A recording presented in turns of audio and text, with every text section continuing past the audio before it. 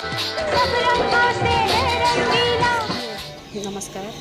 आप सब अच्छे ही होंगे और आपके अंदर ये ज़रूर जिज्ञासा होगी कि हम आज कौन सा वीडियो लेकर आए हैं।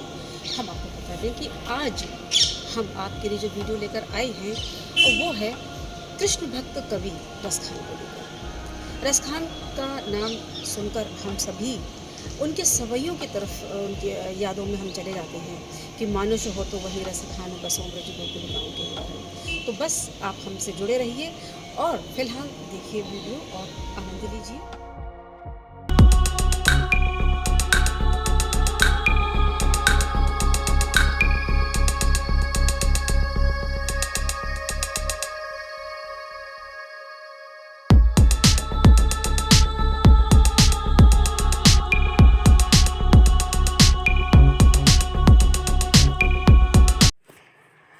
शेष गणेश महेश दिनेश सुरेशहु जाहि निरंतर गावे, जाहि अनादि आनंद अखंड अछेद अभेद सुवेद बतावे।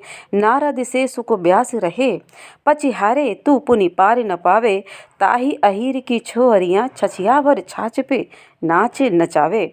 नमस्कार साथियों, सवरंग चैनल में आप सबका स्वागत है। और आज हम आपको बता दें कि चैनल पर आपके लिए हम लेकर आए हैं मुस्लिम कृष्ण भक्त कवियों का।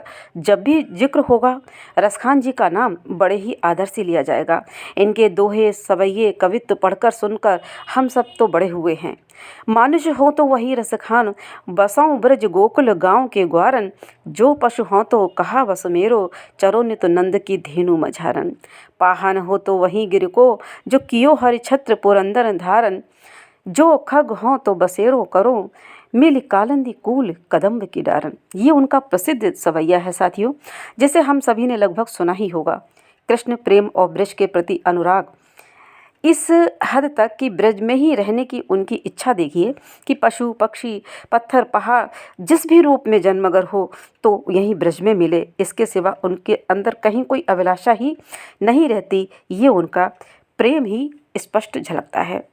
साहित्य में भक्तिकाल को स्वर्ण युग कहा गया है साथियों, जिसका समय संवत 1375 से 1700 तक का रहा है। और इस दौरान कई भक्त कवियों का हमें साहित्य देखने को मिलता है। राम कृष्ण चरित्र को लेकर प्रभु के सगुण निर्गुण स्वरूप में ईश स्मरण भजन करने की साधना उस समय भक्त कवियों की रचनाओं में देखने को मिलती है। अब बात चाहे तुलसी सुर की हो या मीरा, सभी ने अपने आराध्य को अपने भावों के अनुरूप अभिव्यक्ति दी है। रसखान भी उनमें से एक ही हैं।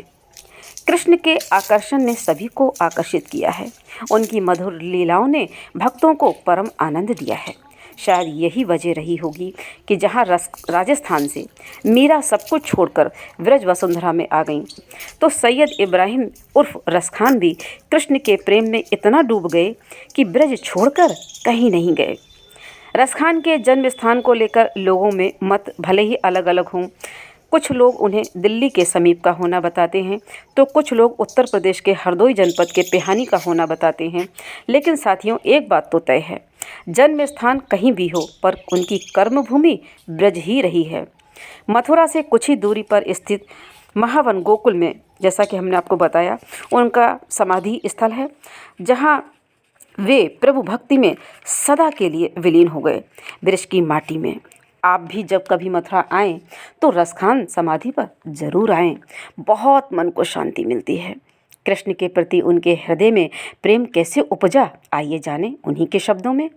तब वह वैष्णव की पाग में श्रीनाथ जी का चित्र हते, सो काठी के रसखान को दिखायो। तब चित्र देखते ही रसखान का मन फिर गयो। अर्थात उन वैष्णव के हाथों में जो श्री कृष्ण का चित्र था, उसे जब रसखान को दिखाया तो उस चित्र को देखते ही उनका मन और हृदय परिवर्तित हो गया और वे संसार से विमुख होकर भगवान श्री कृष्ण की भक्ति में लीन हो गए। उनका कृष्ण के प्रति प्रेम एक और सवैये में इस प्रकार झलकता है। या लकुटी और कामरिया पर राज तिहु पुर को तज डारो, आठों सिद्धि नवों निधि के सुख नंद की गाय चराई बिसारो।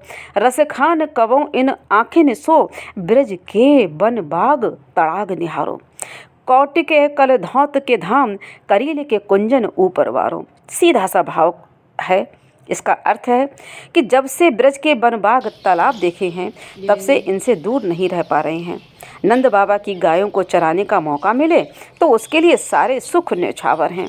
ब्रज के करील की झाड़ियों के लिए तो करोड़ों सोने के महल वे वार दें, न्यौछावर कर दें। साथियों, कहते हैं रसखान को कृष्ण ने दर्शन भी दिए। आजीवन कृष्ण भक्ति में तल्लीन ईश्वर की खोज वे करते रहे और अंत में उन्हें ईश्वर की अनुभूति भी हुई। उस स्थिति का वर्णन रसखान जी कुछ इस तरह करते हैं। देखियो दुए वह कुंज कुटीर में बैठ्यो पलोटत राधिका पायन, अर्थात निकुंज वन में एक दिन उन्हें प्रभु के इस रूप में दर्शन हुए कि कृष्ण अपनी आह्लादनी शक्ति राधा के चरण कमलों को दबा रहे हैं। साथियों, प्रेम में वाकई बहुत ताकत होती है। समर्पण के लिए सब न्यौछावर करने की इच्छा रसखान ने अपने मन के भावों को सवैया कवित्त दोहों में व्यक्त किए हैं। प्रेम वाटिका और सुजान रसखान ये उनका साहित्यिक रचना संग्रह है। सूरदास जी की तरह कृष्ण की विभिन्न लीलाओं को उन्होंने महसूस करके बड़ा ही मनोरम चित्रण सजीव रूप से प्रस्तुत किया है। बाल लीला का वर्णन देखिए।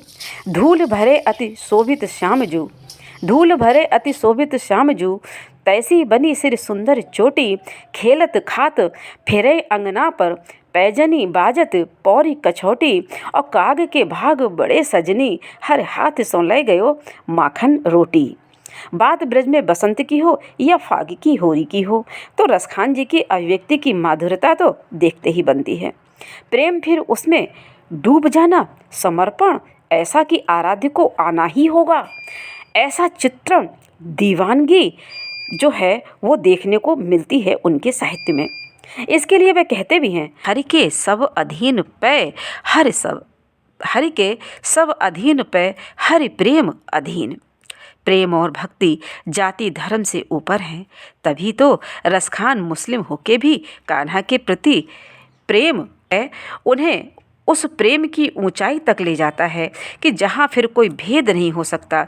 और शायद इसीलिए भारतेंदु हरिश्चंद्र जी ने भी कहा है कि इन मुसलमान हरिजनन पर कौटिक हिंदू वारिये, धन्य है प्रेम और भक्ति व्रज वसुंधरा, जहाँ प्रेम की अनुभूति अनुपम है, सदा ही प्रेम रस बरसता है, तभी तो कोई सैयद इब्राहिम रसखान बनता है।